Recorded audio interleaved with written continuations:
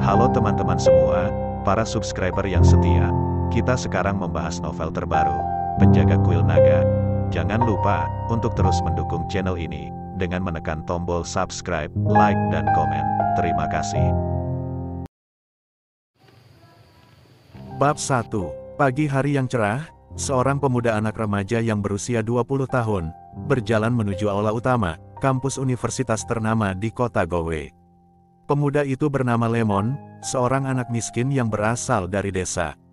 Lemon yang kuliah di kota Gowe mendapatkan beasiswa dari pemerintah kota Gowe, sebagai anak tidak mampu. Orang tua Lemon, bekerja sebagai kuli di sebuah usaha pertanian pribadi di desa. Desa tersebut bernama Desa Tora. Lemon yang sampai di kelasnya, menyapa teman yang sudah duluan. "Hai Dennis," Lemon menyapa. Dennis adalah sahabat akrabnya Lemon. Dennis juga merupakan anak yang tidak mampu dari desa, sehingga dia mendapatkan bantuan beasiswa anak tidak mampu. "Hei Mon, kok kamu baru datang sih? Tadi lama aku menunggumu di halte," Dennis menjawab. "Saya tadi lama menunggu angkot dan, sekitar setengah jam saya menunggu." Lemon berjalan di samping Dennis sembari duduk di kursi mahasiswa. Dari pintu ruangan terdengar suara ketawa. Suara tawa itu berasal dari gadis-gadis cantik. Gadis pertama bernama Dewi. Dewi adalah gadis cantik, berambut lurus halus, rambutnya panjang hingga pinggang, kulitnya putih dan wajahnya ayu, seperti bintang Korea. Temannya bernama Lea, wajahnya juga tidak kalah saing dengan Dewi, cuman saja Lea sedikit pendek daripada Dewi. Dewi adalah gadis lembut, tidak sombong dan sukar membantu sesama. Sesampai Dewi dan Lea di dalam ruangan kelas, mereka melihat Lemon dan Dennis, yang lagi asyik mengobrol. Lemon dan Dennis yang melihat gadis-gadis cantik, sedikit mengernyitkan kening, namun apalah daya, seperti kata pepatah, ingin daku memeluk gunung, namun tangan tak sampai.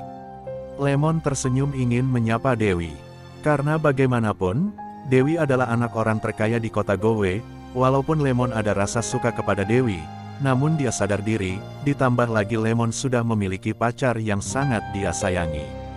Melihat Lemon yang memancarkan senyuman, Dewi hanya tersenyum sinis, dan memandang sebelah mata saja, karena bagaimanapun dia merasa Lemon bukan tipe lelaki yang didambanya. Sontak saja Lea yang melihat Lemon tersenyum, seketika marah kepada Lemon dan berkata, "Wei, Lemon.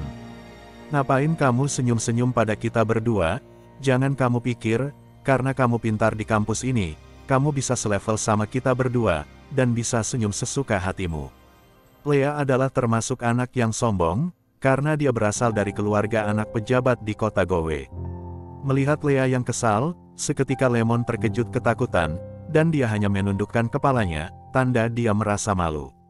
Dewi yang melihat kejadian tersebut, merasa sedikit kasihan kepada Lemon. Kemudian dia berkata kepada Lea, "Sudahlah Lea, jangan marahin dia lagi, kasihan juga dia, lihatlah dia jadi ketakutan."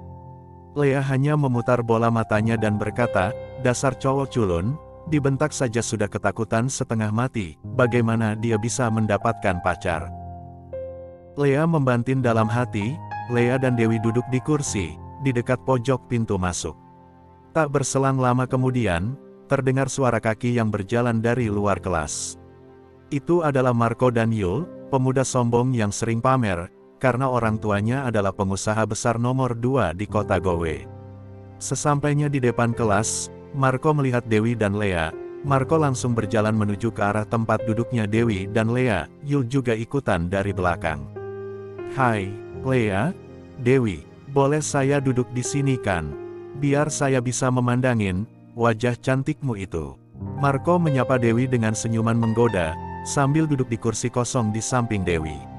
Secara singkatnya, Marco sudah beberapa tahun mengejar Dewi, karena Dewi merupakan bintang putri kampus, berturut-turut selama 2 tahun terakhir. Namun Dewi tidak pernah memberikan peluang kepada Marco, yang Marco semakin gila mengejarnya.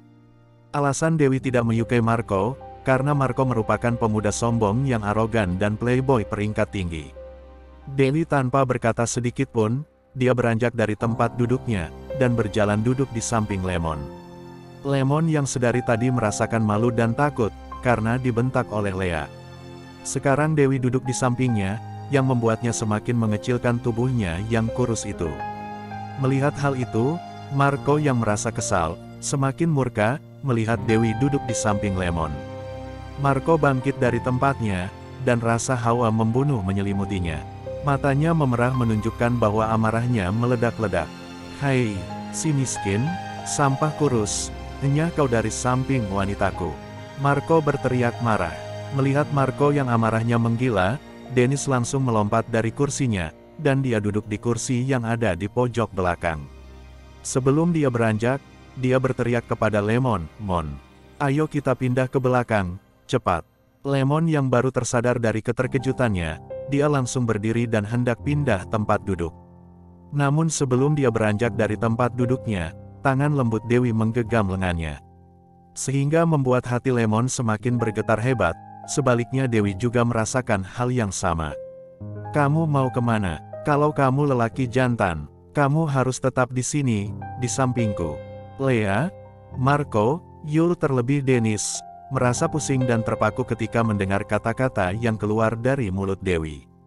Setelah selesai berkata, Dewi melihat ke arah Marco dan berkata, "Marco, apakah kamu tidak punya perasaan malu mendekati wanita yang sudah punya pacar?" Mereka yang lagi-lagi mendengar kata-kata Dewi, semakin tercengang, seakan rahang mereka terlepas dari tempatnya. Di antara mereka, hanya Lemon yang semakin merasa pusing tujuh keliling. Dia berkeringat deras. Dia takut Marco akan menghajarnya habis-habisan jika dia mengakui perkataan Dewi barusan. Bab 2. Lemon yang merasa ketakutan berkata, "Maaf ya Dewi, saya sudah punya pacar, jadi saya tidak bisa mengkhianati pacarku, saya tidak bisa berpura-pura menjadi pacarmu." Lemon terus menundukkan kepalanya, sambil beranjak pergi dari tempat itu.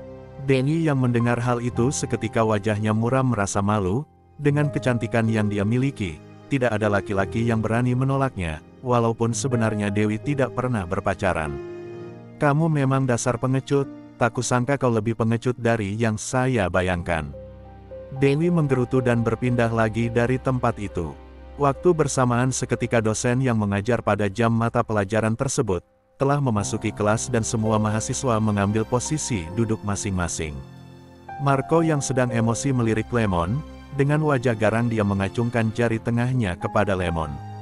Seketika wajah Lemon menjadi pucat dan dia gemetaran melihat Marco mengancamnya.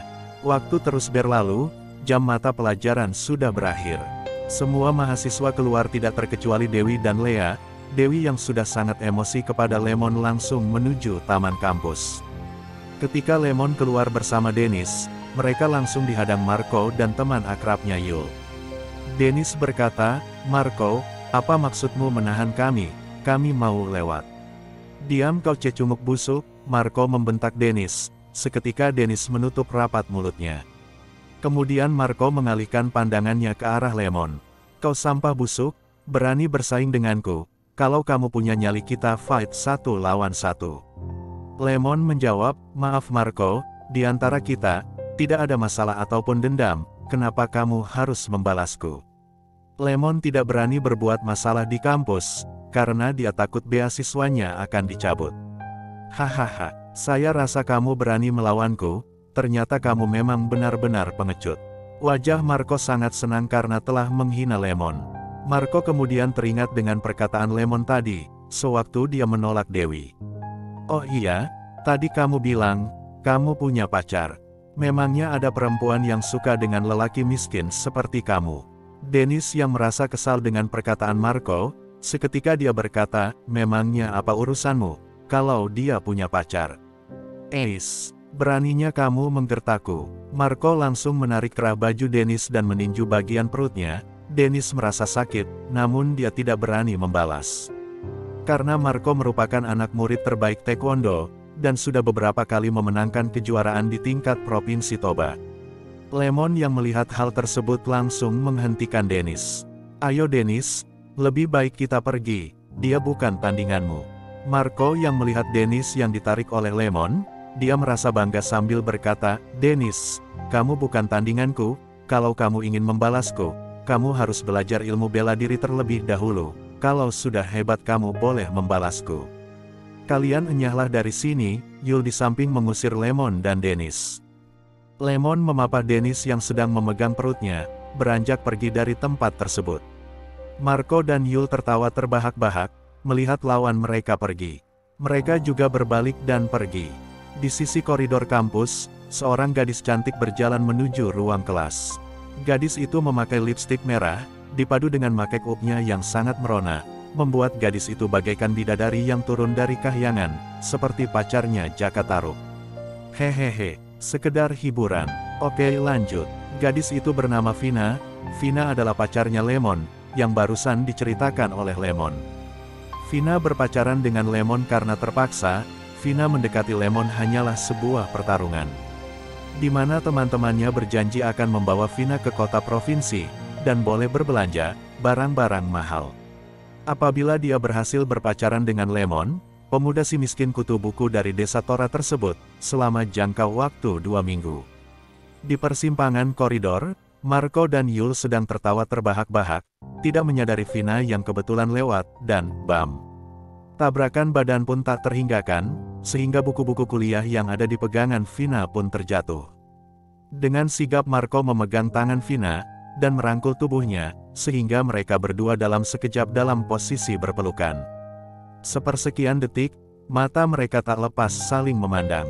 Mata Marco memandang wajah cantik ranum yang ada di pelukannya, tak kalah juga Vina memandangi wajah Marco, yang ditumbuhi kumis tipis, dengan model gaya rambut terurai di matanya. Marco dan Vina baru tersadar, dari lamunan mimpi mereka berdua, ketika mendengar deheman Yul. Sorry, saya tidak sengaja, Marco berkata sambil berdiri tegak. Ia tidak apa-apa, lagian saya juga tidak fokus berjalannya. Marco dengan cepat mengumpulkan buku-buku kuliah, yang terjatuh berserakan di lantai. Marco menyerahkannya kepada Vina. Makasih, Vina mengucapkan rasa terima kasih. Iya, sama-sama. Marco menjawab. Seketika Vina terkejut. Namamu Marco kan? Marco yang sangat angkuh, seketika dia menjawab, kamu kenal denganku. Iya iyalah, siapa sih yang tidak kenal dengan lelaki tampan dan terhebat, seperti kamu. Dengan perasaan bangga Marco mengulurkan tangannya. Namaku Marco, aku Vina, jurusan kewirausahaan. Akhirnya mereka berdua berkenalan. Melihat kesempatan emasnya Marco mengajak Vina, nanti abis kuliah, boleh tidak, kita makan bareng? Boleh, jawab Vina dengan ekspresi senang.